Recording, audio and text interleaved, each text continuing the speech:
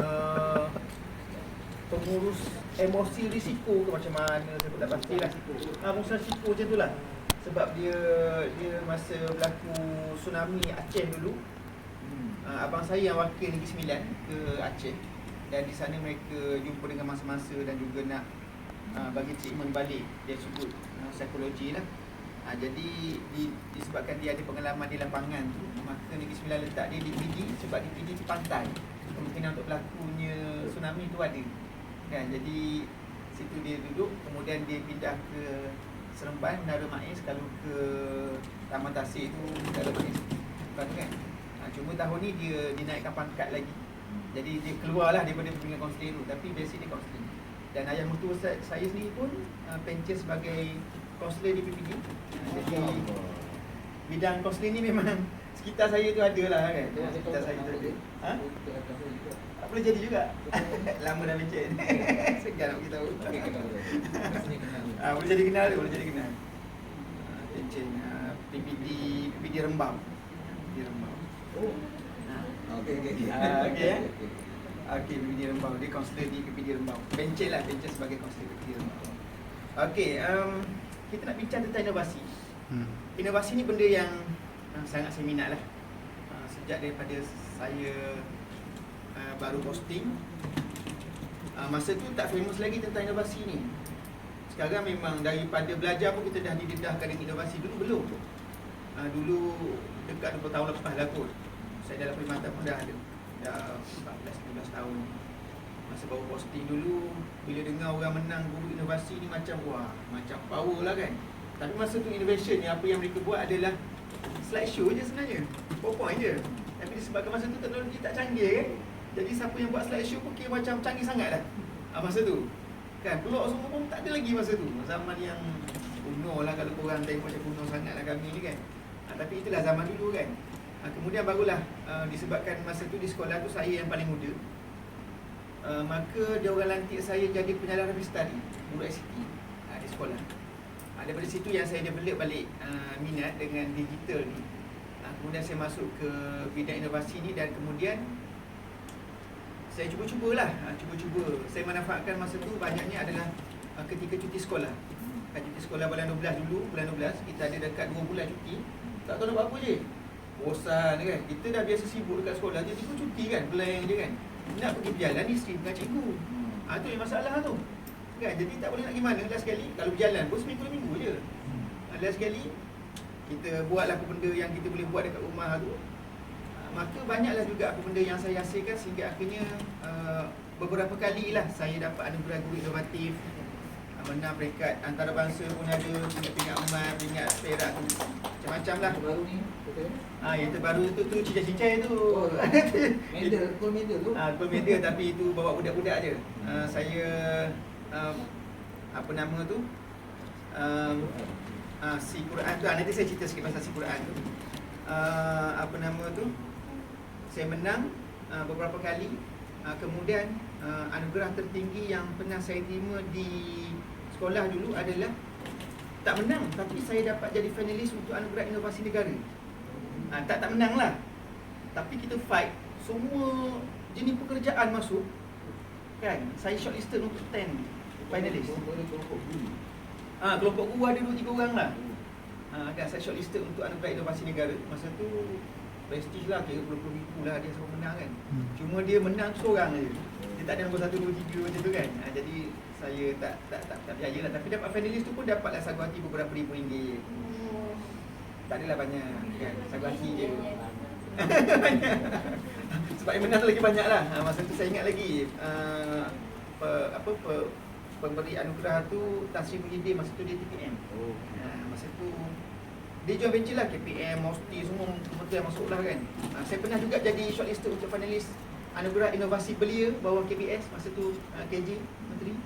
Tapi masa tu saya tak ingat macam mana, ada isu kewangan negara, hari belia negara tu tak dibuat pada tahun tu. Jadi anugerah tak disampaikan. Jadi saya pun tak tahu menang ke kalah, saya tak pasti. Tapi setakat shortlisted kita dipanggil untuk bentang depan panel. Saya pernah bentang, kita duduk atas pentas orang ni. Hakim ada 50 orang depan. 50 orang Jadi kita nak pitching, nanti kita akan cerita pasal pitching. Pitching agak-agak menarik juga. Masa tu saya cikgu biasa. 10 orang shortlisted. Untuk masa tu apa anugerah apa saya pun tak ingat dah. Ada 50 orang ni, ada apa yang NASA, angkasawan, tak apa benda, kita pun tak tahu bidang kan. Macam-macam bidang kat depan tu, kita pun pening. Kita tanya, jauh, kita jual produk kita tu. Tu dia sebut, dia kata ada panel daripada Majlis Reka Bentuk Malaysia. Budak tu antara anugerah dia dapat, antara hadiah yang dia dapat adalah bahan yang dibuat tu direka bentuk semula oleh pakar. Untuk juga commercialize kan. Untuk juga commercialize. Stabilizer lah. Sekarang dah banyak dah dalam pasaran kan. Tapi dia modal RM2 lebih pakai pipe PVC je. Dia boleh terbangkan masa tu pakai drone biasa je. Nak stablekan kamera dekat drone tu. Masa tu bukan sekarang tu, masa tu. Budak tu sekarang saya ingat umur dah 30 dah kot. Tak ada lagi. Masa tu sangat muda lah. Okey. Yang itu antara sikit pengalaman lah.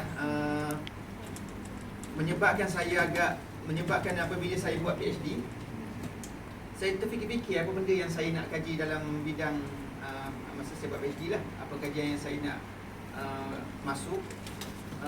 Masa tu ada beberapa topik lah yang saya fikirkan macam okey, kita dia satu benda kau orang tengah ambil asal pendidikan kan? Tak ambil lagi. Asal pendidikan tak ambil lagi. Orang cuba lagi. Ada saya akan datang orang akan ambil nanti. Kita cuba cari apa benda yang kita minat supaya kajian yang kita buat tu nanti dia tak susah. Sebab bila kita minat benda tu, kita dah develop pengetahuan secara tak langsung kan. Jadi masa saya nak buat PhD tu pun ada beberapa benda yang saya minat sebenarnya. Jadi tapi last sekali saya decide untuk go kepada innovation ni. Jadi memang PhD saya adalah tentang inovasi lah. Tentang inovasi. Jadi tapi dia fokus pada pendidikan Islam lah, sebab saya memang pendidikan Islam kan. Jadi tapi tak apalah, kita bendanya sama je sebenarnya kalau sebut pasal inovasi ni. Ada satu benda saya nak cerita, saya lupa lah kenapa tak ingat lah, tak apalah. Sejarah tu. Itulah pasal sejarah tapi tak ingat lah pula. Tak apa. Masa saya buat PhD, saya memang menjejaki guru-guru inovatif satu Malaysia. Dan saya jumpa dengan ramai lah.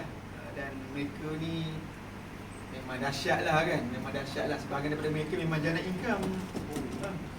Jana income. Cikgu biasa kat sekolah, tapi main 1 tahun RM1,000 hanya kerana menjual innovation. Dia cikgu kat sekolah, dia boleh gunakan innovation itu untuk 5 orang guru cemerlang. Pada masa yang sama dia jual pula, dapat lagi pulangan. Satu innovation saya tanya dia, Ustaz, paling sikit Ustaz untung berapa? Dia tunjuk satu innovation. Dia sebab dia ada banyak projek setiap tahun dia buat. Dia buat setiap tahun. Ini paling sikit saya punya untung. Berapa Ustaz? RM8,000. Paling sikit. Itu paling sikit tu. RM8,000 untung. Itu paling sikit. Yang lain-lain dia kata yang paling banyak memang cecah ratus lah. Memang cecah ratus. Dan dia keep on evolve. Develop lagi. Dia masukkan lagi dalam pelbagai peringkat.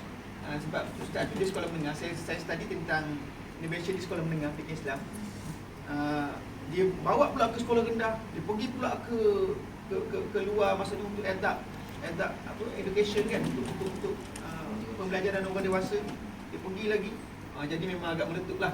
Kan agak meletup. Memang gaya-gaya Ustaz tu sekarang dah buka kedai gunting lah pula, buka kedai kopi lah pula. Modal dah banyak sangat, tak tahu nak berapa duit. Dia umur tua sikit pada saya. Grade dah 54. Grade 54 je. Sebab dia cemerlang. Saya 44 dah. Saya 44, dia 54. Dia sama level dengan pengarah. Dan kaya. Kaya-kaya. Memang wah. Memang hebat dah. Tapi dia orang yang tak ada profile lah. Memang jadi kita boleh bawa sembang lah. Boleh ajak ngetes semua.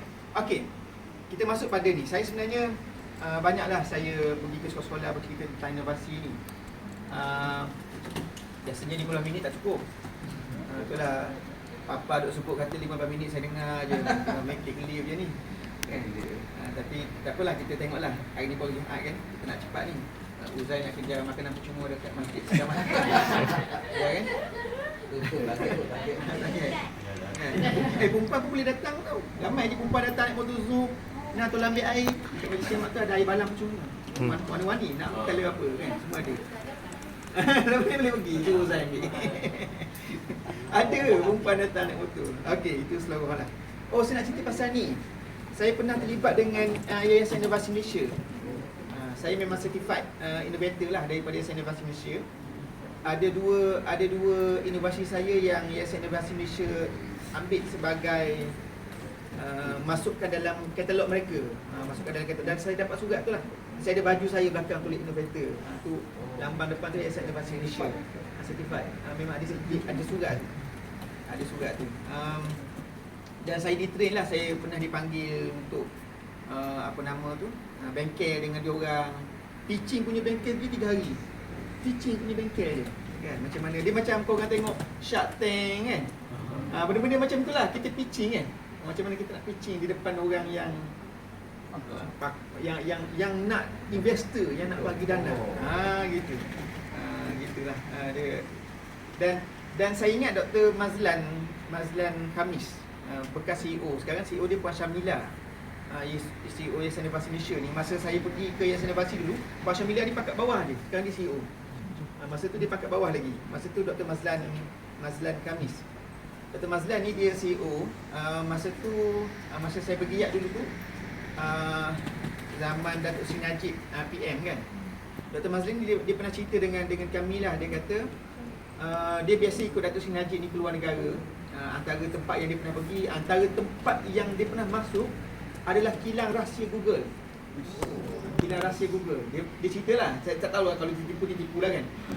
Dia kata dia pernah masuk ke kilang rahsia Google. Dan dia masuk ke kilang rahsia Google tu, dia kata kilang yang tertutup. Satu, dia kata tidak ada spesifik attire yang kamu boleh pakai. Kamu bebas pakai apa saja. Makanan percuma, boleh datang kerja anytime, boleh balik anytime. Tak ada desk, tak ada meja, tak ada kerusi. Kamu boleh pergi mana-mana. Kamu boleh ngopi, kamu boleh bersenam, kamu boleh berjalan ke mana-mana. Semuanya dalam mood yang santai. Sebab dia nak jana idea kan. Jadi boleh borak, boleh pergi ikut suka lah, nak main squash ke, nak pergi main badminton ke. Dia macam tu. Kemudian dia kata pergi ke satu makmal lagi, dalam satu makmal yang rahsia tu. Antara teknologi lah masa tu yang dia cerita dengan kami lah. Satu, dia cerita pasal gelas teknologi. Dan teknologi kawal kesa tu kita kawal pakai ni, gunakan nanam mata. Nanam mata. Guna nanam mata ni, mata kita ni. Kan nanti semua orang pakai spek, kawal kesa. Spek ni ada skrin. Bukan lagi kat sini. Tu antara yang dia tak tu kan. Tapi dia cerita masa tu dia tunjuklah pergi ke Seri Putera, rumah Perdana Menteri kan. Perdana Menteri Malaysia, dia tunjuk masuk ke dalam tu. Tu Dr. Mazlan cerita. Tu antara teknologi. Tapi itu canggih lah kan. Itu memang perlukan kajian yang sangat teliti, kepakaran yang sangat banyak.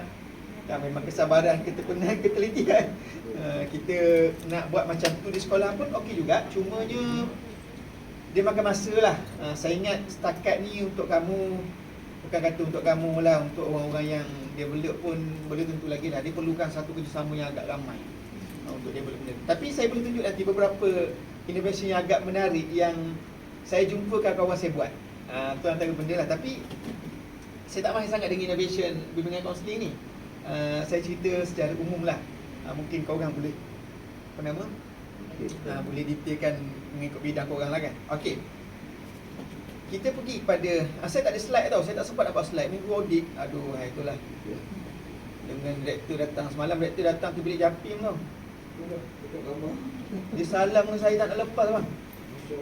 Saya Allah doktor ni dah, saya kata doktor. Saya nak lepas, saya lepas. Dia pegang juga. Allah. Saya ingat seminit 2 minit ada kot dia pegang tangan saya tu. Ustaz Azrael ni nak bergambar, dia segan, dia kata nak ambil gambar. Tapi TV yang ambil gambar. Tuan Kadri yang ambil gambar semalam dia hantar kat saya. Allah, tak apa je. Panjang. Jadi banyak benda saya tak sempat nak ni. Tapi the whole kita tengoklah. Konsep inovasi ni slide bypass saya tau. Konsep inovasi ni dia ada dua. Ini benda yang saya antara dapatkan kajian saya lah. biasa orang sebut inovasi ni adalah satu benda yang baru. Orang selalu sebut baru. Tapi what does it mean by new? Itu satu benda yang selalu orang pening. Apa maksud baru? Kan baru ni totally new ke kan? Apa yang kita nak katakan sebagai baru? Itu satu benda yang selalunya kalau seseorang tu dia kata, okey aku buat satu inovasi. Orang akan tanya apa benda yang baru pada benda ni? Benda itulah yang gagal biasanya dibuktikan. Kan menyebabkan betul ke ni inovasi? Yang tu dia akan jadi isu kan. Dia kalau boleh faham itu, biasanya masuk jaringan tak ada hal lah. Dia boleh tu. Sebab tu kalau saya buat satu benda ataupun saya macam apa Papa sebut tadi kan, saya baru train budak PMK, ada satu group 3 orang. Tapi sebenarnya dia orang datang serang diri kat saya lepas praktikum. Lepas praktikum 3 orang tu datang jumpa saya, Ustaz, kita orang nak buat inovasi. Orang buat lepas praktikum, main duduk sini. Saya duduk, saya jana idea dengan dia dalam tempoh tak sampai sejam pun. Dapat satu, okey, korang balik rumah sebab baru lepas praktikum kan. Dia balik rumah, buat. Saya bagi task, tak buat kan. Lepas tu dia orang balik rumah buat, dia orang hantar kat saya. Saya pun komen, buat balik. Tu memang proses biasa innovation lah. Dia tak akan siap dengan sekali buat. Dia draft pertama always rubbish. Kita akan campak tepi. Dia macam tu. Dan kita perlukan banyak mata boleh bagi pandangan kan. Sebab matlamat akhir daripada innovation adalah kita nak bagi impak pada masyarakat kan. Jadi macam mana kita nak tahu bahawa masyarakat boleh terima apa yang kita buat tu? Dia nak tak nak, kita kena berani berdepan lah. Jadi kalau orang rasa suka, maka itu tanda benda tu ada nilai lah di mata masyarakat kan. Itu antara benda lah. Jadi last sekali, mula-mula saya je komen si Quran tu, saya je komen. Beberapa kali dia orang tambah baik. Bila dah settle, saya bawa pergi JKN, saya bawa pergi ke Darul Ulum, jumpa dengan Ustaz Nazri Akademi, dan juga ada Kori dia boleh faham balik Quran. Pihak luar. Bukan lagi IPT lah. Yang mula. Saya tak tunjuk lagi dekat Japim. Sebab dia orang segan. Kata nak tunjuk tak? Kat Japim ni ada ramai juga doktor kan. Dia kata segan dah tak apa. Segan je kita keluar tak apa kan. Dia orang balung pun tak apa. Tapi kena lapang dada lah. Kalau buat innovation ni memang kena lapang dada. Orang kutuk tu korang jangan defensif sangat. Tengok aje. Kan tengok aje. Nanti kita nilai lah balik. Ada benda kita boleh ikut dia punya cadangan, ada benda yang kita tolak tepi je. Kita tak boleh nak buat apa kan. Kita tengok pada kita punya ni lah. Jadi bila saya tunjuk, kemudian kita tambah baik balik, pak keluar satu pertandingan. Okey. Kita test tengok, nak tengok hakim kata apa. Tu saya minta dia orang masuk tu. RM70 tak ada hal lah. Pergilah. Kan, yuran RM70 je. Saya tengok dapat gold medal. Tapi masa dia orang hantar saya dah agak dah dapat gold medal ni. Sebab bila saya tengok dia punya kesungguhan, kemudian kita guide penulisan pun dia boleh follow instruction kita. Dan okeylah, itu lebih pada kita nak bagi pengalaman. Maksudnya kita kat BG ni memang macam tu kan. Kita nak bagi kamu pengalaman dulu. Bila kamu dah boleh berdiri sendiri, go on. Kamu terbanglah setinggi-tinggi yang kamu nak kan. Kita tak kisah dah. Kamu terbang lagi tinggi pada kami pun lagi bagus. Kan kita itu tujuan kita lah kan. Okey, apa definition? Ini yang saya punya lah. Ini yang saya punya. Dia bila kita sebut tentang definisi inovasi, dia ada banyak. Korang akan jumpa banyak lah. Tapi biasanya dia orang akan cerita tentang suatu benda yang baru. Dia akan sebut baru. Saya sekarang ni, kalau kamu tengok dalam definition saya buang baru tu saya buang. Sebab saya nak benda tu dia lebih membumi dan dia lebih konkret. Ni ada satu paper saya buat pasal pendapatan ni saja. Jadi saya kata sini, bahan maju auto teknik. Sebab apa saya sebut bahan maju auto teknik? Sebab bahan mawjud ni benda yang kita boleh nampak lah. Contoh ni kan, kita boleh nampak. Ni innovation lah. One time dulu lah kan. Dan sekarang dia satu produk yang biasalah. Unless kalau ada sesuatu yang kita boleh tambah baik kan. Bahan mawjud. Dan dia boleh jadi juga adalah satu bentuk teknik. Bentuk teknik. Sebab selalu orang petikan orang kata benda tak nampak, macam mana kita nak kata benda tu innovation. Dia sebenarnya isunya adalah macam mana kita nak kata benda tu baru. Situ yang kita nak kena define. Sebab apa? Sebab dia gini. Bila kita sebut tentang teknik, bila kita sebut tentang inovasi ni, yang pertama yang kita kena faham, tu partai besar tu datang. Takut ni. Kena serah ni. Ya Allah. Dia sebut pasal apa?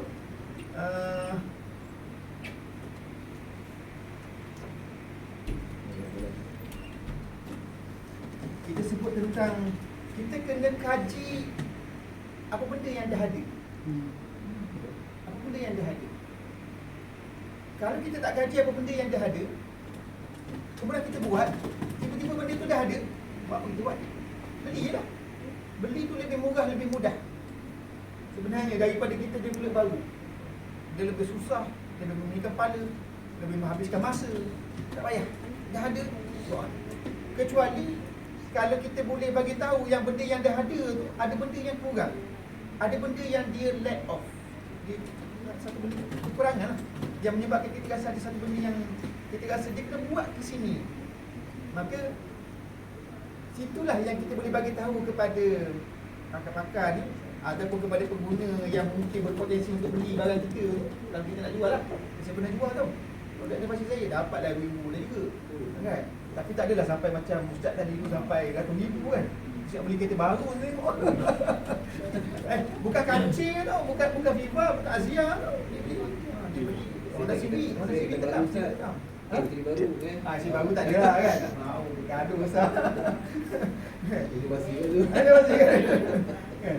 Jadi kan kita kena kaji apa benda yang dah ada.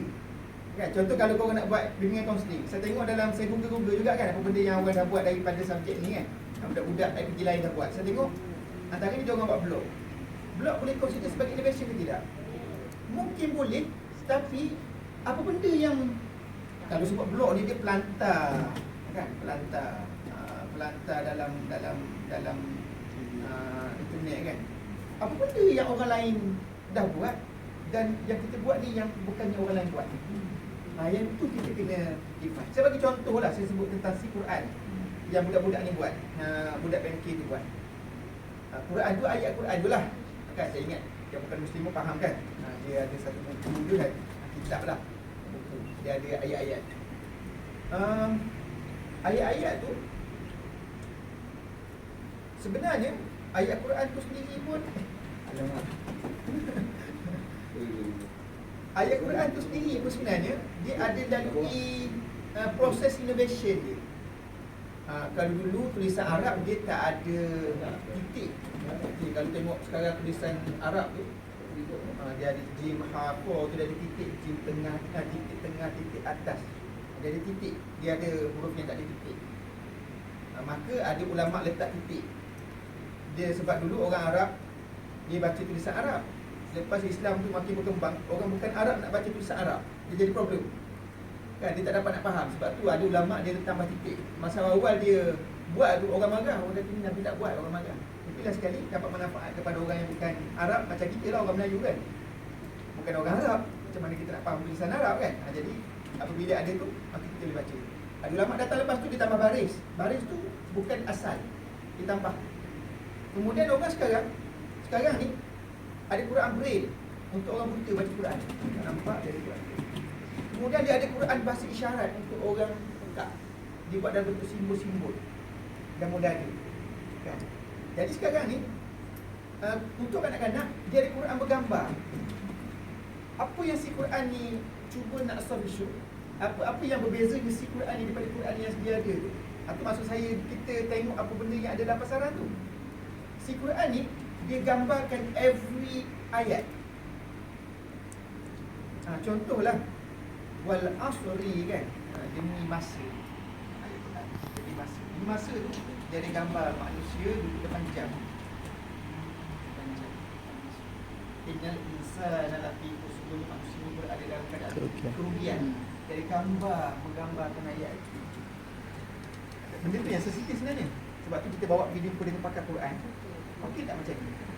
Dia every picture tu pakar nilai. Dia boleh ke tidak? Dan akhirnya mereka positif lah dengan benda tu. Maksudnya benda tu boleh buat. Dan bila sebut C tu sebenarnya adalah stand for C tu stand for comic. Comic. Kita patternkan Quran tu dalam bentuk komik. Kita ada layout dia. Dia ada jalan cerita dia. Tapi sebenarnya adalah Ni ada cerita lah. tak buat lagi, tak daftar lagi. Dia sebenarnya masih lagi prototype tu. Masih lagi prototype. Kalau korang minta ke saya tunjuk sekarang tu, saya tak ada pun. Benda tu dia print bodoh-bodoh je. Tapi dia idea tu dah boleh dapat goal. Kan sebab benda tu saya fikir ada orang fikir tapi orang tak buat. Orang tak buat. Bila orang tak buat, kita buat lah. Bila kita buat, kita dapat. Kita punya. Dia macam tu je kan. Jadi, tu contohlah. Jadi kita nak cari satu benda yang new tu. Itu satu benda yang sukar lah. Betul lah kan. Kamu tak tahu lampin bayi tak? Kamu tahu lampin bayi? Bukan pampers tau. Bukan pampers, lampin. Kain tu. Kita kecil-kecil dulu lampin kan? Diorang pampers ni. Diorang sama pampers. Kita dulu sama lampin. Kain lampin tu kan? Kain lampin tu sebenarnya dia lipat. Kemudian ada teknik dia lah. Lipat tu kemudian letak dekat celah kangkang bayi lah kan? Jadi kalau dia kencing dia berak, boleh tampung lah. Itu asas kepada pampers lah kan. Asal kepada pampers. Jadi kalau dia kencing tu okey lagi, boleh lagi nak tu. Kalau dia berak tu jenuh lah nak cuci tu kan. Tu dulu punya style lah. Adaptasi ni maksudnya macam mana? Mak saya dulu jual kuih. Mak saya dulu jual kuih. Antara kuih yang biasa mak saya buat adalah akok. Kau tahu tak akok? Suka kan? Akok ni bahan utama dia adalah telur. Cumanya dia mestilah sehalus yang mungkin telur tu kita nak kacau. Kita nak kacau telur nak bagi sehalus. Sekarang orang pakai dulu tak ada. Dulu tak ada. Dan kalau kita kukuh kuat sangat pun dia akan jadi macam krim kan. Dia akan jadi macam kuih. Kita tak nak macam tu. Akok dia tak boleh nak lembut sangat macam kuih tu. Kita tak nak macam tu. Tapi kita nak dia halus. Jadi apa mak saya buat? Mak saya pakai kain lampin untuk perah telur. Kain lampin tu dia letak tu. Dia pun pecahkan telur banyak-banyak tu. Dia letak atas kain lampin tu. Dia pun angkat kain lampin tu. Pegang halus. Jadi dia jatuh ke dalam tu. Dia jadi halus lah. Dia jadi halus. Dia sebenarnya dia jadikan tu sebagai penapis lah kan. Tapi kalau lapis tu tak pakai lah untuk bayi tu. Janganlah. Itu maksud adaptasi. Kita salah guna. Saya pernah tengok orang masuk innovation. Dia declare tu dia punya. Dan dia dapat perak ke apa benda. Kamu tahu dia buat apa? Dia tu chef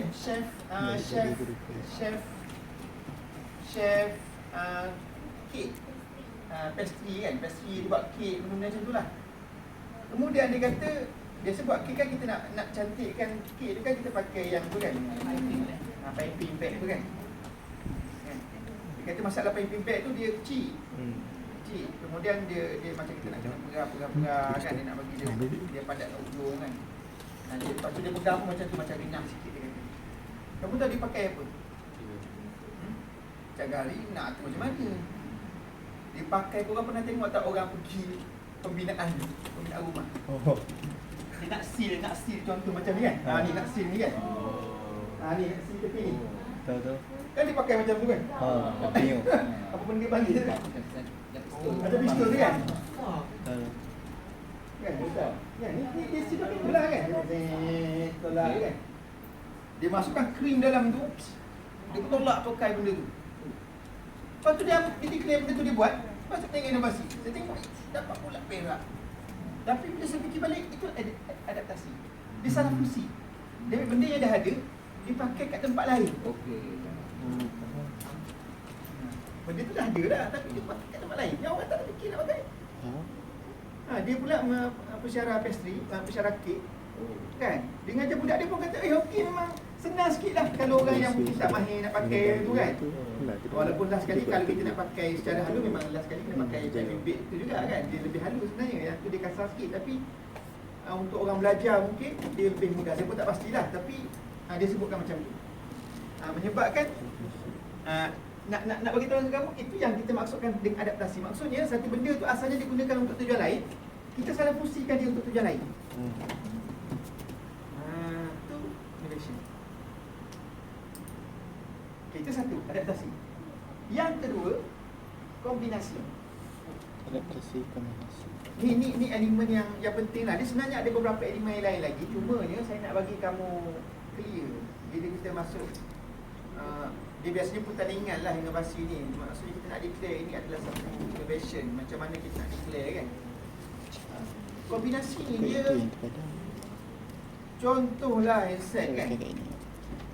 Handset ni kalau korang nak tahu dulu, mula keluar Dipanggil monofoni. Kau biasa dengar tak monofoni? Tak biasa dengar kan. Dulu dia main snake kan. Snake kan. 3 10 dulu kan main snake. Tu paling menggembirakan lah tu masa tu. Saya. Mesin 1-2% tu. Mahal. Nak reload 2 keping. Satu line, satu tu. Apa nama, satu lagi duit tu. Dulu kat 2 keping. Nak reload prepaid tu. Dapat NS pun dah. Boleh masuk lah kan. Link ada. Singkat beli berapa ratus ringgit sekeping singkat dulu. Handset hilang, handset hilang sekali masa kat universiti dulu. Ya Allah, baru pahala nak beli baru tak ada duit. Kan terlalu mahal. Singkat je dah berapa ringgit, dah berapa ratus ringgit. Handset tak cerita lagi kan dulu kan. Allah, dulu betul lah. Masa tu yang ada dekat telefon ni cuma apa? Telefon, message, masuk game, lagu, monoponi. Kan? Monoponi tu dia lagu yang senada. Kita main masa tu Mesti Nabi tak apa benda saya pun tak ingat lah kan? Lepas tu dia makin canggih. Makin canggih tu apa dia? Yang pertama dia masuk kamera. Dulu tu tak ada kan? Dia masuk kamera. Lepas tu lagu tu dia jadi polifoni. Dan polifoni tu dia ada dual tone lah. Dia ada dual tone. Jadi kita dah boleh dengar sedap-sedap sikit kan. Lepas tu dia start dengan apa, skrin bergambar, berwarna. Sebelum ni hitam putih je kan. Mesnet ni hitam putih lagi dulu. Dia keluar. Lepas tu dia makin canggih lah sekali. Sekarang ni laptop pun jarang lah kita tengok. Saya pun tak bawa balik dah laptop ni. Saya tinggal je. Sebab apa? Sebab dah tak ada keperluan dah. Semua benda dah ada kat sini. Word pun ada kat sini, PowerPoint, Canva, semua ada kat sini.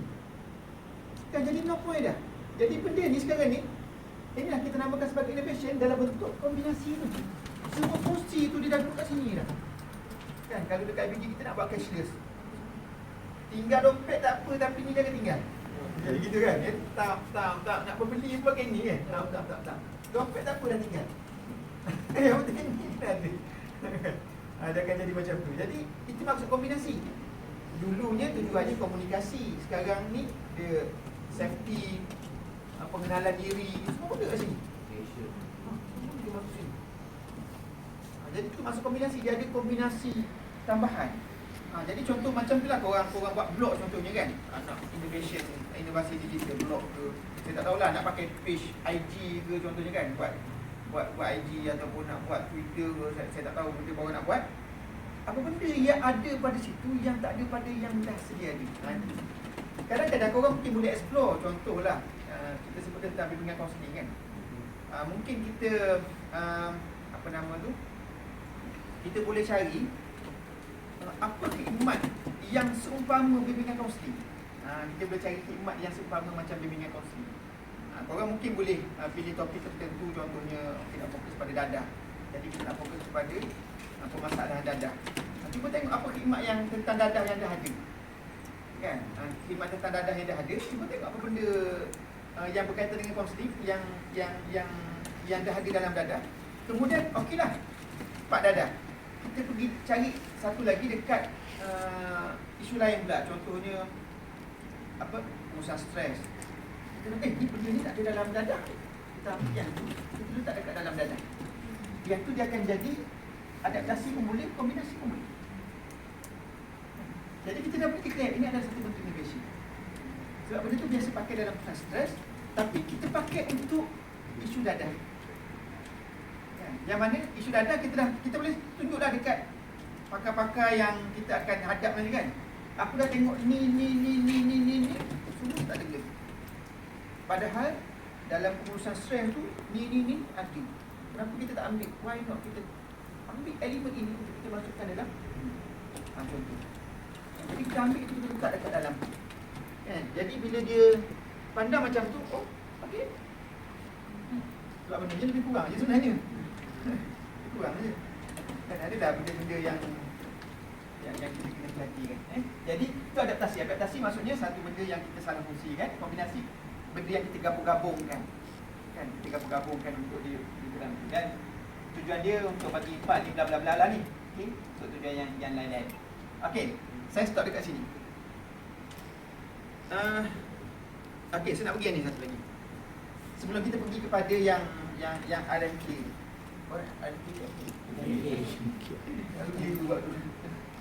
Okey. Macam mana kita nak buat? Ini Ni dapatan saya. Sebenarnya dah ada banyak circle lah. Saya tengok macam model pembelajaran dia panggil apa? Apa benda yang saya nak sebut pun tak kerti. Apa benda tu? Dialogical.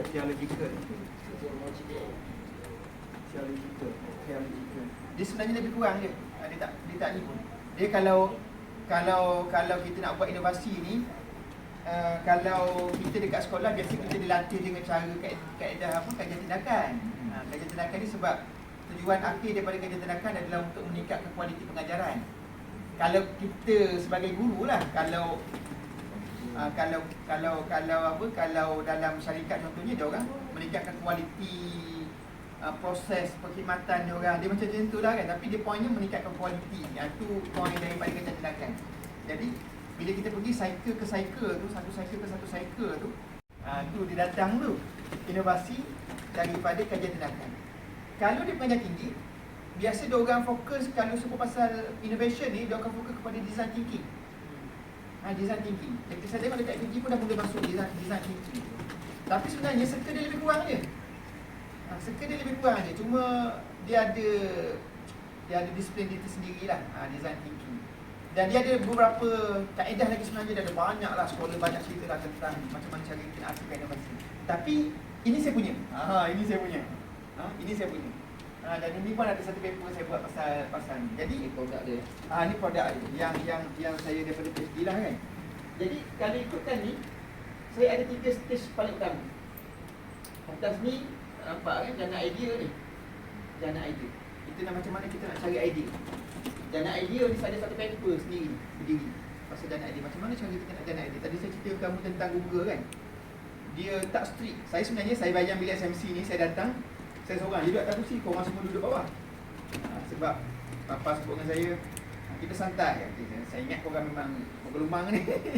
Saya kata, okey, itu bagus tu. Sebab saya ingatkan Google tu lah. Sebab Google tu memang dia sebut, dia tak nak satu benda yang rigid. Memang ada banyak kajian sebut, bila kita terlalu structured, dia akan mengikat kita daripada berkreativiti.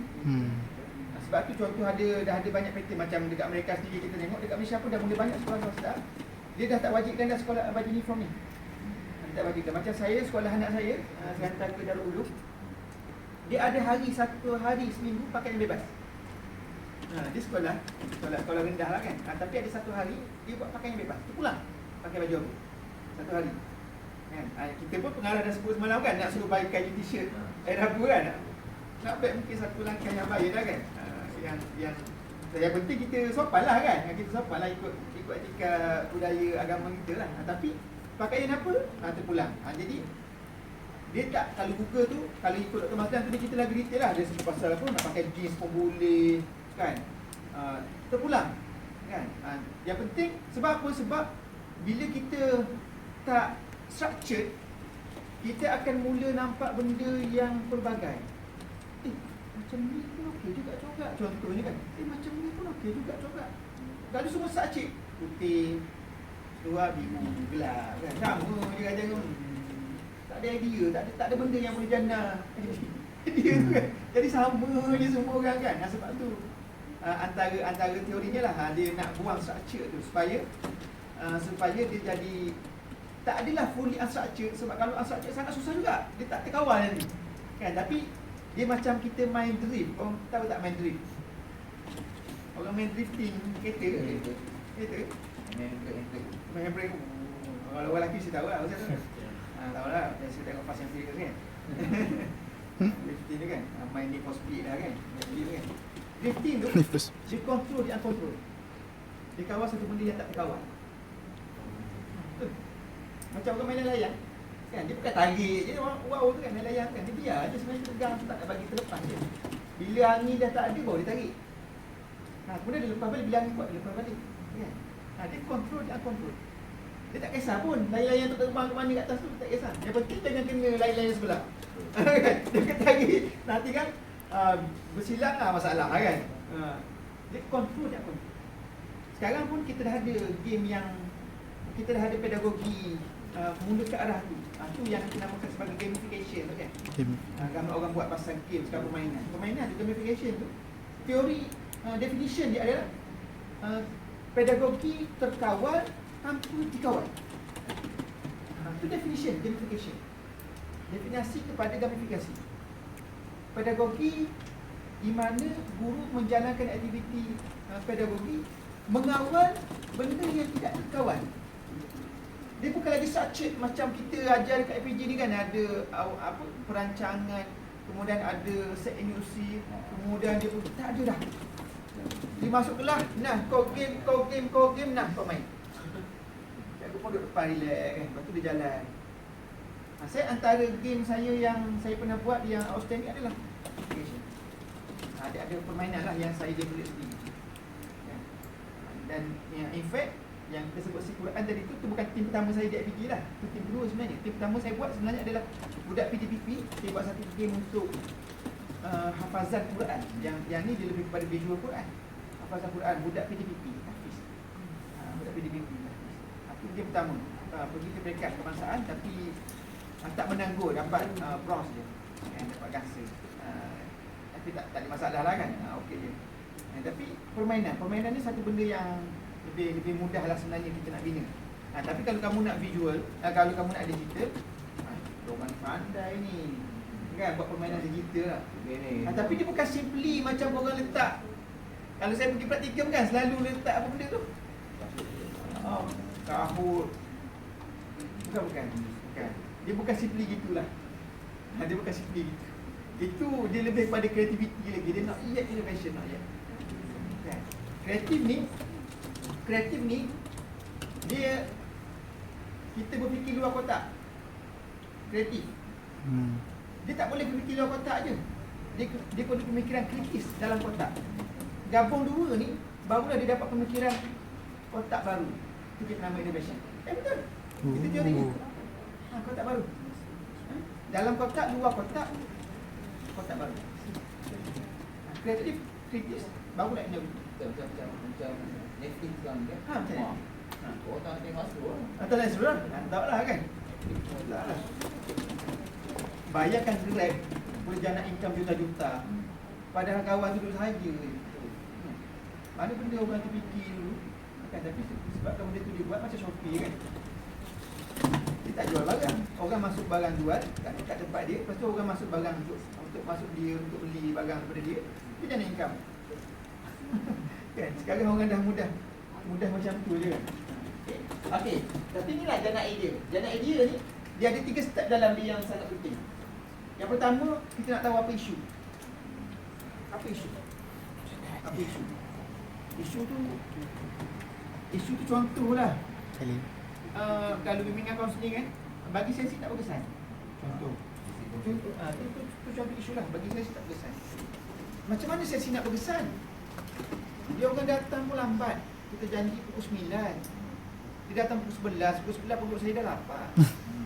Kenapa dia datang lambat? Dia duduk jauh. Contohnya. Itu isu lah. Isu tu kadang-kadang dia bukan rangkai kan. Dia duduk jauh. Pagi tu dia bekerja. Dia buka kedai. Kalau dia tak buka kedai, dia tak ada income. Dia nak makan apa? Kan? Daripada dia datang sesi kita, dia hilang stres. Lepas tu balik rumah dia bertambah stres sebab tak ada duit nak makan. Baik dia duduk kedai. Buka kedai. Kan? Itu lebih menenangkan bagi dia kan. Itu contohlah kan. Jadi apa isu? Kamu kena cari. Kan? Jadi kalau dia duduk jauh contohnya, okeylah kita buatlah sesi online. Contohlah kita nak solve isu tu kan. Kan? Kalau dia kata duduk jauh, okey, instead of dia datang kat kita pergi kat dia. Contohlah. Kita buat sesi kita structure dah macam mana. Mungkin kita buat body teaching, body session contohnya kan. Kawan dengan kawan. Tak tahulah. Itu maksudnya kena pasti masalah dulu. Apa masalah dia? Kan, malu nak bercakap. Apa klien kita tu malu nak bercakap. Atau kita sendiri tak tahu macam mana nak suruh dia meluah kan. Ni kena jadi pakar-pakar ni dah. Masa semua pakar-pakar ni kan, dia cakap relax je kan, tapi semua di luar. Kan, jadi klien tu boleh jadi senang hati dan juga boleh bercerita benda yang terbuku di hati kan. Itu satu skill lah sebenarnya yang memang kamu kena develop lah. Apa CR kan? Kamu kena register kan? Apa saya ada tu. Okey. Kenapa isu? Ini memang satu benda yang penting lah dalam innovation. Sebab tanpa isu, problem tak kasar. Tak ada benda yang kita nak kedepankan. Apa benda yang kita nak kedepankan? Itu pertama. Yang kedua, kalau dalam konteks PDP, dia kena pasti minat pelajar. Kalau dalam konteks kamu, dia kena pasti minat klien lah kot. Klien kamu expect apa benda yang dia minat? Apa benda yang dia minat? Sebab apa? Sebab benda ni, dia akan mempengaruhi pattern innovation yang kita nak buat nanti. Pattern innovation. Kan, kamu nak buat canggih contohlah, nak buat gambar, kawan tu data pun tak cukup. No point juga. Contohlah kan. Jadi kadang-kadang tu tu antara benda yang saya study pasal ni lah. Orang selalu sebut innovation satu benda yang upgrade. Kadang-kadang downgrade pun dia boleh jadi innovation juga. Downgrade. Orang kata downgrade. Yelah, benda yang terlalu advance, tapi tak sesuai untuk klien kita. Klien kita nak satu benda yang simple je. Kan orang tua contohnya, bagi handset ni, kita kata, ya ni, tak boleh dia ni handset ni. Mak saya sampai sekarang tak boleh handset ni. Tak boleh. Tak boleh. Kan? Dia nak pakai telefon rumah tu juga. Sebab dia nak tekan tu, dia tak boleh nak rasa kan. Dia nak tekan, tak boleh. Dia nak pegang yang nombor 1 ke 3 tu juga. Dia tak boleh nak tekan skrin tu, dia tak mahu. Jadi, no point pun untuk dia, tak ada nilai telefon. Kan? Jadi untuk orang yang macam mak saya tu, dan saya percaya ramai lagi sebenarnya orang-orang yang berumur yang tak mahu kan. Dia masih ada nilai lah telefon rumah tu. Telefon rumah ataupun telefon 3310 kan. Masih ada nilai. Jadi tu downgrade. Sebab apa? Sebab kita nak kira klien kita. Klien. Itu yang kedua. Yang ketiga, kita nak pasti apa pula kecenderungan kita. Kita ni sebagai innovator ni, yang nak buat ni. Sebab apa benda ni penting? Sebab macam saya sebut tadi lah, apa benda yang kamu minat, dia secara tak langsung sebenarnya kamu dah develop pengetahuan dan juga kemahiran kamu sendiri. Kamu mahir bina blog contohnya, kamu suka sebelum ni kan? Maka buat mana ke blog? Kamu mahir buat page Facebook, kamu mahir buat IG, kamu mahir buat TikTok, buat.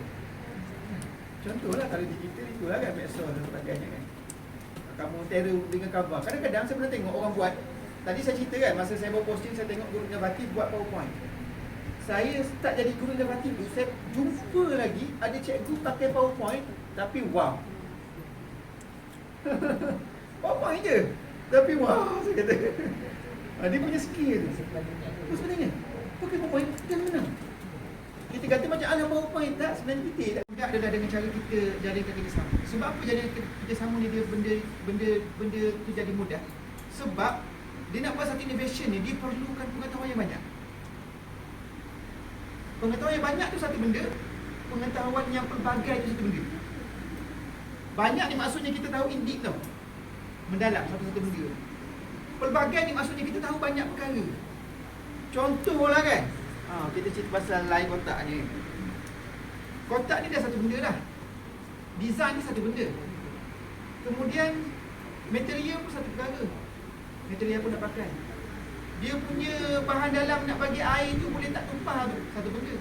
Kemudian nak tempat letak straw ni, satu benda. Jadi setiap satu benda ni dia ada pengetahuan tertentu yang berbeza-beza, yang kita perlukan kepakaran orang yang banyak. Plastik ni kan, straw. Macam mana plastik ni dia mudah koyak? Macam mana gam ni setakat mana kita nak letak supaya kita koyakkan tu, dia tak terlalu sampai boleh koyak kotak ni. Dan jadi kan, nipis mana, tebal mana kotak ni, semua tu perlukan kajian. Walaupun kita nampak sidai kotak, beli pun tak sampai RM1 satu. Tapi sebenarnya nak buat ni sebenarnya dia perlukan kepakaran ramai orang. Sebab tu biasanya orang tak buat innovation seorang, tak boleh. Kita akan buat innovation ramai. Kita boleh buat seorang, tapi dia akan makan masa yang panjang. Ataupun innovation yang kita hasilkan tu kualiti dia kurang. Kita tak mampu nak buat outstanding macam orang yang buat. Macam kita cerita tadi lah tentang kelas teknologi, dan kita cerita tentang Google Map tadi, yang 3D yang siap boleh masuk current situation sedang berlaku. Benda tu tak boleh buat seorang. Makan tahun sampai sekarang tak keluar lagi. Kan? Tak, maksudnya kita tak nampak lagi benda tu. Kan? Kita tak nampak lagi benda tu. Kan, kali ikut Dr. Mazdan cerita masa tu, dia kata memang Tony Stark punya cerita tu, itu dah aku nampak dekat makmar rahsia Google. Kan? Jadi kita bayangkan movie fiction kan, sebenarnya tak mustahil pun. Kan, tak mustahil pun kan. Jadi itu maksudnya kita nak kena jalinkan kerjasama. Kalau dalam konteks korang, contohlah, ada orang mahir, contoh kalau konteks inovasi digital nak pakai TikTok contoh, ada orang mahir dengan lagu, audio yang sesuai untuk apa video yang kita nak edit ni. Ada orang mungkin mahir dengan rakaman video, ada orang mahir buat storytelling, buat apa benda kita nak ni kan, sebab dia limit kan dalam TikTok ni, dia 1 minit, 3 minit, 5 minit. Dia yang bagus 1 minit. Kalau 3 minit kita perlukan yang precise 3 minit ni supaya dia tak ni, supaya dia tak meleret. 5 minit pun ada konten-konten tertentu yang sesuai dengan 5 minit. 1.35 tu pun ada kajian dia. Orang biasa tengok 1 minit. Kalau 3 minit tu, 1 minit pertama tu sangat penting supaya orang boleh stay tengok, masuk ke minit kedua, masuk ke minit ketiga. Kalau tidak orang akan scroll je, malas pun nak tengok. Jadi itu sikit. Jadi nak buat tu dia bukan mudah. Kita tengok influencer tu, dia bukan hari ni cakap hari ni tu publish. Dia ada ramai ke belakang tapi dia kan.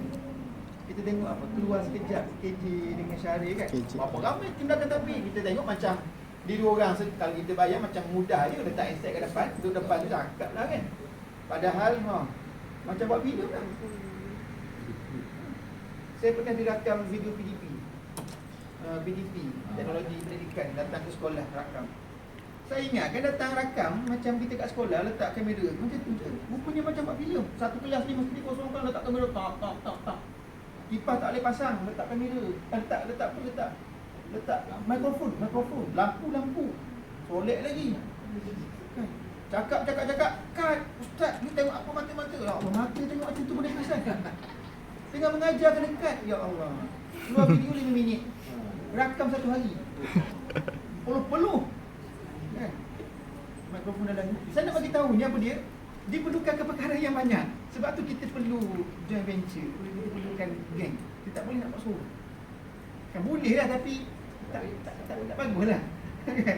Sebab tu dia cantik. Sebenarnya kalau korang nak buat ni nanti nak cari pair ataupun team kan. Mungkin boleh bincang siapa yang ada kepakaran sama. Contoh Uzai dengan J ada kepakaran sama. Jangan satu team. Pecah 2 orang. Contohlah kan. 2 orang ni nak fight nak jadi YDP kan. Pecahkan 2 orang ni. Nanti kan bergaduh je dalam kumpulan tu, apa pun tak jadi. Dah dua-dua nak jadi kepala. Contoh je lah kan. Dia ada kemahiran mengurus. Okey, 2 orang ni ada kemahiran sama juga. Okey, pecah. Ni duduk sini, duduk sini. Baru dia ada pelbagai. Dan satu tim tu dia ada satu kepelbagaian kepakaran yang dia boleh saling menimbang antara satu sama lain.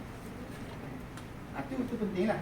Tapi pada masa yang sama, bila dah wujud tim nanti, satu kita nak wujudkan kepakaran yang beza. Tapi satu lagi, biar klik lah kan. Biar klik tu penting jugalah. Sebab chemistry tu, kalau tak ada chemistry tu susah juga tu. Kan? Susah juga. Okey, ini yang pertama. Yang kedua, benda saya tulis ni, saya pun tak nampak. Bangunkan inovasi, kena start buat lah. Nak start buat. Langkah pertama, always the hardest part. Langkah pertama, langkah kedua ni always hardest part. Once kita dah melangkah banyak, dia dah jadi mudah. Kan? Betul kan? Dulu nak buat tau. Si Quran tu kan? Semua pening. Ni nak buat. Hantar kena reject, salah sini. Pak ni salah. Pak ni kena betulkan. Nak buat prom. Dia orang pakai sekarang ni, semua orang boleh melukis pakai AI. Gambar hidup tu. Nak buat prom tu bukan senang. Susah. Kena bangun lah. Bangun tu dia kena start daripada awal. Bayangkan nak buat papan permainan tu, buka edit Photoshop tu, buka gambar tu, buka PowerPoint, tengok slide tu kosong. Ya Allah, apa dia aku nak buat ni? Menung situ 1 hari. Macam mana aku nak buat ni? Macam mana aku nak start? Tapi tu saya sebut tu. Langkah pertama tu sentiasa langkah yang paling susah. Once kita dah melangkah, jalan je. Gedah je. Tapi maksudnya gitulah, kita bangunkan inovasi tu. Itu yang ketiga, dia akan ada langkah verifikasi dengan evaluasi. Okey. Verifikasi dengan evaluasi. Ini maksudnya kita dah mula jumpa dengan orang lain. Verifikasi, Kita evaluasi. dah mula jumpa dengan orang lain. Jumpa dengan kakak, kalau contoh Verifikasi, evaluasi. Kita ada kaunselor LPG kan, selain daripada pensyarah. boleh jumpa Cik Farizaki pun biasa dengan inovasi, Cik Azim pun biasa dengan inovasi kan. Dia orang lagi baru pada saya ni, orang ni dia betulnya kan. Tapi tak apalah, kita share-share lah kan. Jumpa dengan dia orang, tunjuk. Jangan malu nak tunjuk. Satu waktu kita memang nak tengok inovasi ni, nak realisasikan, nak jadikan benda tu, ya, ini inovasi. Jadi pergi tunjuklah dekat dia orang pakar, dia orang dah 10 tahun dah duduk dalam khidmat inovasi, khidmat konselor dan juga khidmat inovasi ni kan. Dia dah 10 tahun dah. Orang janganlah remeh-remehkan orang-orang macam ni. Kan dia nampak sampel jalan relax je kan. Tu macam-macam benda dalam kepala tu. Pergi jumpa dia orang. Jumpa dia orang, tunjuk kan. Cik Farid gini, Cik Azim gini cerita. Kan nanti dia tengok tu dia tahu ni kau kena tambah baik kat sini. Dia tengok sekali imbas je. Pakar ni sekali imbas dia tengok dia tahu dah. Percaya lah. Kan? Jadi, itu pakar yang tak terlibat sebagai klien. Lepas habis yang ni, bila dia komen, dia kutuk, dia suruh tambah baik, dia bagi cadangan, dia takkan suruh korang tambah baik, tak hantar korang, aku boleh apa kan. Tapi dia akan bagi cadangan. Dari cadangan itulah kita ambil kira, yang kemudiannya kita akan buat tambah baik. Kadang-kadang pensyarah seorang tak mampu nak bagi idea sebab dia pun nak fikir semua orang. Jenuh lah juga. Dia ada satu kepakaran, orang lain ada kepakaran lain. Papa nampak satu sudut, Cik Farizaki nampak satu sudut lain, Cik Azim nampak sudut lain pula. Jadi bila kita jumpa dengan ramai orang, semua ni bagi pandangan yang berbeza-beza. Yang dapat manfaat siapa? Kita. Yang dapat manfaat siapa? Klien kita. Itu yang last yang kita nak kejar tu. Klien kita. Itu yang kita nak kejar. Jadi itu yang proses kita nak settlekan inovasi tu. Kita dah habis dah rapat, ada satu prototype. Masa itulah kita pergi kepada Promosi idea. Masa ni kita mula keluar. Masa ni korang akan pergi ke sekolah, jumpa dengan kaunselor dekat sekolah. Nak try lah benda ni dekat sekolah. Test market. Kan? Masih prototype lagi. Test market. Ataupun boleh jadi dah level produk dah, boleh jadi juga. Kan dah ada produk dah. Tapi walaupun dah jadi produk pun, macam kawan saya cerita tadi lah, sampai ke dah level produk, jual dah. Kan cikgu kat sekolah dah beli dah. Dia pun dah untung berapa, 30-40 ribu dah. Cikgu komen, Ustaz, ni ada masalah lah kat sini. Saya tak faham ni. Tak faham. Panduan tak faham. Buka balik panduan. Untuk next cetakan, faham? Dia akan sentiasa ada perubahan. Walaupun kita rasa masa tu dia outstanding, tapi rupanya bila sampai pada pengguna, ada je benda yang kita nak kena tambah baik. Kadang-kadang benda tu kecil, cukup sekadar cetakan next ataupun produk yang kita perbarui balik, kita akan baiki. Kadang-kadang benda tu dibagi idea untuk kita launch produk yang baru pula. Dia akan jadi version 2, version 3. Itu yang saya kata upgrade, downgrade. Dia tak semestinya kita starting dekat satu level. Ustaz, benda ni tak sesuai untuk sekolah rendah. Oh ya ke? Yang sesuai macam ni? Yang ni kompleks sangat untuk sekolah rendah. Okey, kita buang. Jadi satu version yang baru. Sekolah rendah pula. Kalau ni untuk apa? Orang dewasa dia nak kena lebih ni lagi. Oh, kita tambah lagi. Jadi satu version yang baru. Ini kerja apa ni? Solat pesta ni solat ada nak beli tu apa? Jam solat tu kan? Jam solat tu kawan saya buat tu, rasanya ada 4 version ke 5 version dia buat. Dia pergi pada sekolah rendah tu sampailah kepada pendidikan dewasa. Itu antara produk yang aku tipu. Dia start dengan satu version je. Lepas tu bila orang komen, oh betul juga. Sebab tu innovation dia tak semestinya simply kita kata upgrade, kadang-kadang dia jadi downgrade. Sebab kita nak sesuaikan dengan klien kita. Klien kita. Okey, settle lah tu. Okey, kita nak pergi pada MK korang. Antara kita lah. Dia kalau ikut syarikat, dia orang punya kerjasama tu sampai tahap beyond company. Kalau ikut syarikat, beyond company.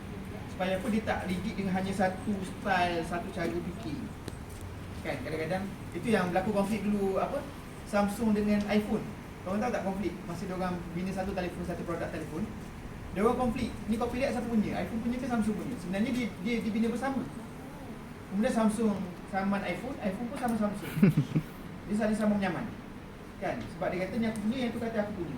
Macam korang tengok kereta Veloz dengan Alza lah, dibangunkan oleh Toyota dengan Pro 2. Veloz keluar, Alza pun keluar. Sebiji sama kan, cuma ada beza sikit-sikit je. Cuma material, Toyota power lagi, Alza biasa-biasa. Jadi Alza lagi murah daripada Toyota punya Veloz kan. Tapi benda tu dibangunkan bersama. Jadi ada konflik sikit dari sudut copyright kan. Jadi tapi yang kes Samsung dengan iPhone tu memang jahat lah. Mahkamah tentukan satu syarikat tu salah, kena denda berapa million. Korang tahu apa syarikat tu buat yang kena bayar tu? Dia hantar duit sen. Oh. Dia hantar duit shilling. Bayar tu pakai duit shilling, dia hantar pakai kontainer. Pandai lah. Aku kira lah sendiri. Oh jahat tu. Masuklah khabar benda tu. Tengok oh ya. Uish. Dia geram, dia geram. Okey lah, mahkamah kata aku salah, aku terima. Tapi aku bayar Sendiri. Kau kira sendiri. Dia hantar ke company tu pakai apa? Kontainer. Buka kontainer nah. Kau kira sendiri ada shilling. Jahat tu. Pening kawan tu. Terima duit shilling. Duit getah ke lagi. Biasanya patutnya pakai cek ke, pakai transfer ke kan. Dia memang sengaja lah. Itu memang cara dia jahat nak padahal geram kan. Okey. Tapi saya nak sebut ni apa dia? Contohnya gini lah. Contoh je lah. Contoh kan. Kalau kamu fikir kan. Dengan kaunseling. Orang kaunselor sekolah. Mungkin orang boleh JB dengan ustazah-ustazah ni. Kita keluar daripada kepompong kita. Supaya kita boleh dapat angle lain. Mungkin kalau nak lebih advance lagi, bukan cikgu, korang cari partner lain. Dia dalam buat kolaborasi ni, dia ada beberapa konsep lah. Kalau konsep biasa adalah kita lah partner kan, kita dalam satu company, itu konsep biasa lah. Kemudian konsep yang dia panggil, saya tak ingat apa istilah dia, tapi kolaborasi luar makmal dia panggil, macam saya sebut tadi lah. Orang BNK gabung dengan Ustazah kan, orang BNK pergi dengan orang yang bukan cikgu, orang yang keluar daripada bina pendidikan, mungkin kaunselor biasa contohnya, ataupun mungkin bukan kaunselor pun tak sama-sama. Tapi satu konsep yang paling best yang saya jumpa lah, kita innovate, yang co-creator kita yang bersama dengan kita buat inovasi itu adalah customer kita. Konsep ni dibuat oleh Subway, Starbucks kan, dibuat oleh syarikat-syarikat besar lah biasa ni. Bila dia buat satu produk, dia launch, orang pun datang beli, dia pun tanya pandangan. Macam mana, sedap tak? Okey tak? Boleh rasa tak? Boleh rasa, tapi kalau letakkan ni rasa macam lagi sedap kot. Dia tengok. Kalau kita, alah, cuma datang kau lah ikan betul. Bikin macam tu. Tapi company besar ni, dia appreciate setiap idea yang customer dia bagi. Dia mula masuk R&D lah. Okey. Dia kata, contohlah kopi. Kata customer tu, ni kalau letak santan sedap ni rasa ni. Ni dah okey dah, tapi rasanya kalau letak santan lagi best kot. Contohnya lah kan. Dia masuk R&D dia. Masuk santan. Banyak mana santan nak masuk? Itu dia study tu. Jadi tu maksud dia. Ambil, kalau kita nampak kasar macam feedback customer kan. Dia macam simple je. Tapi dia punya istilah kalau dalam innovation, dia kata pelanggan, customer tu sebagai co-creator kepada innovation yang kita nak buat. Tu lagi. Maksudnya kalau dalam BK ni, customer kita lah, klien kita lah. Siapa klien kita? Kalau dekat sekolah, mungkin budak lah kan? Budak lah, biasanya pelajar sekolah lah kan, murid-murid sekolah kan.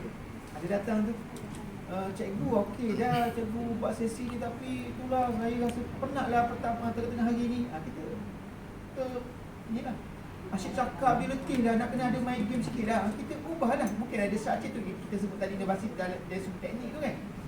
Ada kita okey, sebab okey dah ada satu buat sesi, budak tu nak main, kita nak sesi macam tu cakap dia. Mungkin tak boleh. Mungkin ada gerakan badan sikit. Jadi pergerakan badan yang kita cipta untuk budak darjah 1 dalam konteks sekolah tu mungkin kita boleh cipta sebagai innovation. Kalau bukan digital lah. Ya, kalau dalam digital lah, kena ada benda lain lagi lah. Ya, kena ada benda lain lagi. Okey. Jadi itu konsep lah theological tu. Dia bila sebut tria tu sebenarnya dia merujuk kepada 3 kan. 3. Maksudnya kalau boleh lah. Saya tak tahu, saya tak baca detail MK tu. Boleh ke tidak 3 ataupun lebih kan. Biasa kalau dia nak orang je, tapi tak tahulah. Korang bincang lah nanti kan. kita tengok soalan BB. Saya tak tengok soalan BB, kau orang bincang lah dengan apa kan. Biasanya 3. Sebab 2 ni pun kadang-kadang dia masih lagi kalau contohlah yang ni nak A, yang ni nak B, dia tak ada siapa yang boleh pemutus. Ganjakan gaduh tu tak ada pemutus. Sebab tu dia boleh 3. Kalau 3 ni dia akan ada seorang kedua kan. Dia akan ada pemutus lah. Kalau contoh ni nak A, ni nak A, ni nak B, A kan. Kan? Dari segi asasnya memang cantiknya kita ada ketua lah seorang kan. 4 pun okey juga. Tapi 4 ni pun problem jugalah kalau ni nak A, ni nak A, ni nak B, ni nak B kan. Seimbang pula kan. Macam parlimen sekali lah, 2-2-2. Satu apa ni? Kan? Dia jadi problem. Langkah kerajaan, lantik speaker bukan ahli parlimen. Dia dapat tambah 1 undi kan. Tu biasa treat parlimen lah kan. Tapi maksudnya dia nak cantiknya kalau dia 3-5 dia dalam bentuk yang ganjil. Tu lebih cantik lah. Okey. Yang ni tak ada apa-apa sangat sebenarnya. Yang saya nak tunjuk dengan korang adalah ni. Ni. Ni dia punya konsep. Ini dia punya konsep.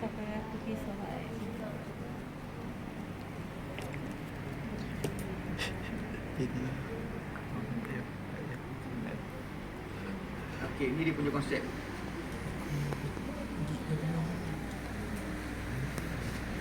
Okey. Ini model pembelajaran trialogical. Parabola Korenin. Saya pun tak nak sebut ni. Okey. Dia pergi kepada triangle lah kan. 3 segi kan. Jadi satu subjek kajian. Subjek kajian ni siapa dalam konteks banking? Klien lah. Klien lah. Objek yang boleh digunakan dalam kehidupan sebenar ini benda yang kita nak buat. Komuniti pembelajaran ni korang yang nak bina benda tu. Kaunselor lah. Kan, kaunselor sekolah. Okay. Macam mana kita nak bina? Yang pertama kita nak kena ada satu pengetahuan.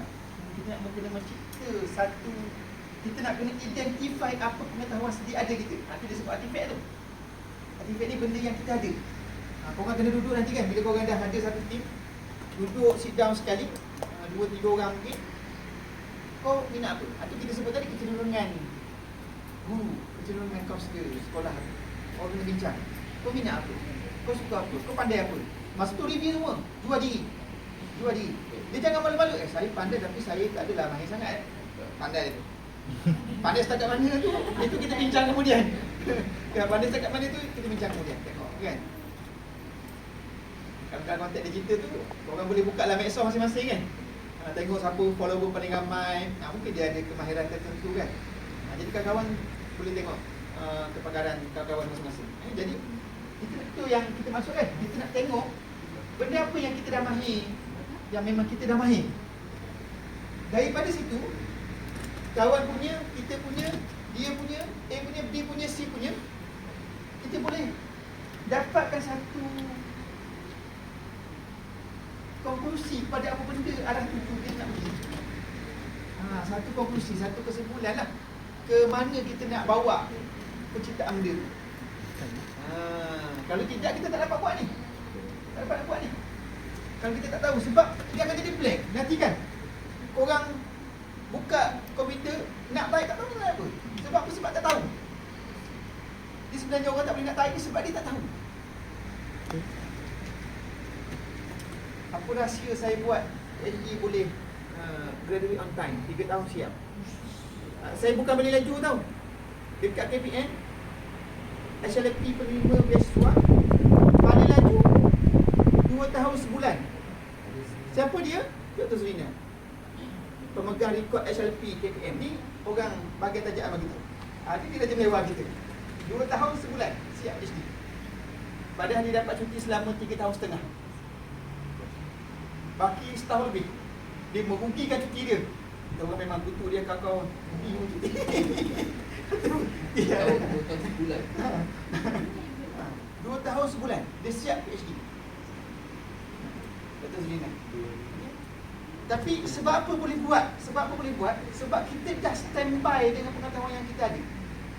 Kalau tak ada, dia akan blank. Tak tahu nak buat apa ni. Tapi bila kita dah ada benda, maka kita tahu mana arah tuju. Langkah pertama dia, ni tadi. kita brainstorm dulu. Brainstorm dulu. Kan? Brainstorm dulu. Apa benda kau tahu? Keluarga kau kerja apa? Mak kau kerja apa? Ayah kau kerja apa? Biasa kat rumah mak ayah suruh buat apa? Itu betul. Betul tau. Saya cerita ni serius ni. Dalam lepas semua kita ni. Sebab kita nak tengok teroka pelbagai kemungkinan yang ada. Sini.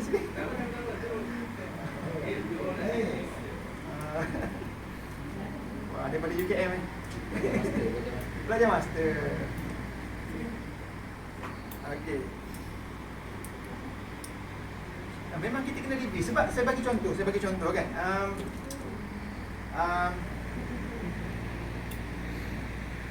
Orang main bola lisut, cricket kan, pitcher lah panggil, yang orang tahu pitcher kan, yang orang tahu baling bola, bola lisut kan, macam bola.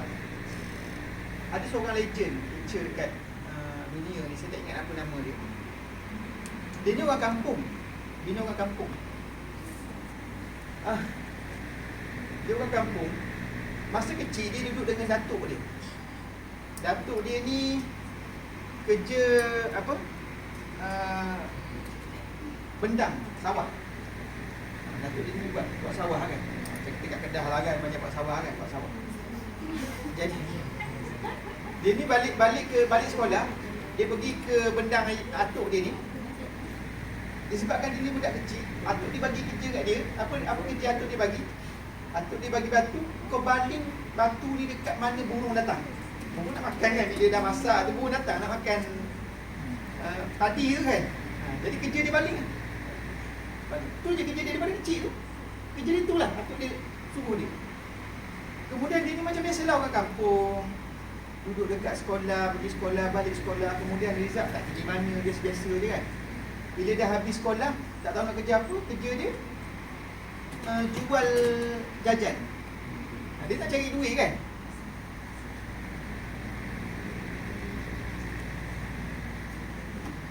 Jual jajan. Dia jual jajan. Kemudian antara tempat yang dia jual jajan ada dalam stadium. Jadi bila orang nak beli tu, nak apa? Nak burger RM2. Orang tu pun hulur duit, dia pun lontar makanan. Dia lontar makanan tu kepada audiens tu, kepada orang yang tengok stadium tu. Masa tu coach nampak dia baling tu. Coach nampak cakap, budak ni ada skill ni. Coach duduk layan orang main pemain dia ni. Coach pun panggil dia. Kau masuk. Tak bukan main lah, masa latihan je lah. Kau masuk. Try. Dia bagi. Dia bagi tu lontaran pada lagu dia 100 berapa kilometer sejam. Terkejut lah dia. Orang kata dia memang dan dia jadi legend. Saya tak ingat nama dia sampai sebab saya tak tahu pemain. Tu maksud saya. Background dia, latihan dia bukan diterima dalam padang, tapi di luar. Sama dengan dan atau dia tak latih dia yang padi macam tu. Yang penting burung tu terbang. Jangan makan padi aku. Itu je yang tu nak atau dia nak. Kata belakang dia. Sebab tu saya sebut dengan kamu. Dia sebut tentang artifact. Pengetahuan ni. Kamu review semua. Mak kamu, ayah kamu kerja apa? Mak kamu suruh buat apa bila kamu balik sekolah? Kat sekolah kamu minat apa? Cikgu kamu latih apa kamu dulu? Apa itu? Minat kamu apa? Hobi kamu apa saja kamu letak on table. Itu ingredient kamu. Nanti nak jual diri. Dah jadi. Dan yang lebih pentingnya sebenarnya adalah kita nak cipta ni lah. Daripada apa yang kita dah ada ni, kita nak gaul balik nanti. Supaya kita boleh manfaatkan masa kita nak bina ni.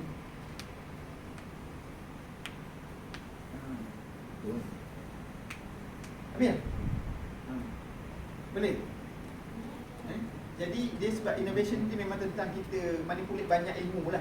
Banyak ilmu dan juga kemahiran yang kita perlukan untuk kita buat sesuatu. Jadi saya percaya ni zaman memang zaman digital, memang zaman korang. Sebenarnya korang boleh advance lagi daripada kami. Saya cuma jadi pencetus je lah. Mudah-mudahan korang boleh dapat manfaat tertentu daripada apa yang saya cerita pada pagi ni lah. Tapi ni kamu boleh buka lah, sebenarnya ada banyak je cerita dia. Benda ni pun kita dah cover sekitar di masa saya dah cerita masa awal-awal tadi. Kita dah cover semua IPC lagi. Settle. Saya kan nak cerita lagi yang detail-detail tu tapi tak payah kot. Dah masuk. Settle lah tu. Pasal tak? Semua dah masuk. Daripada target satu, oh, promosi semuanya. Ya, sebab tu saya okey lah tu, okey lah tu. Okey, korang ada soalan? Ada salah Kita masa agak limit kan? Tak Okey, okay. okey. Nak pendekkan masa dah Ustaz. Okey. Ustaz sebut sikit yang saya kata catakan. Saya tak buat kat Kan catakan. maksudnya nak Ustaz ulas balik lah. Okey, catakan Dia catakan ni dia macam ni. Catakan ni dia sebenarnya adalah jadual kita yang kita bina untuk kita target apa benda yang progres yang kita boleh buat dalam tempoh yang tertentu. Itu catakan lah, kan? Kita target.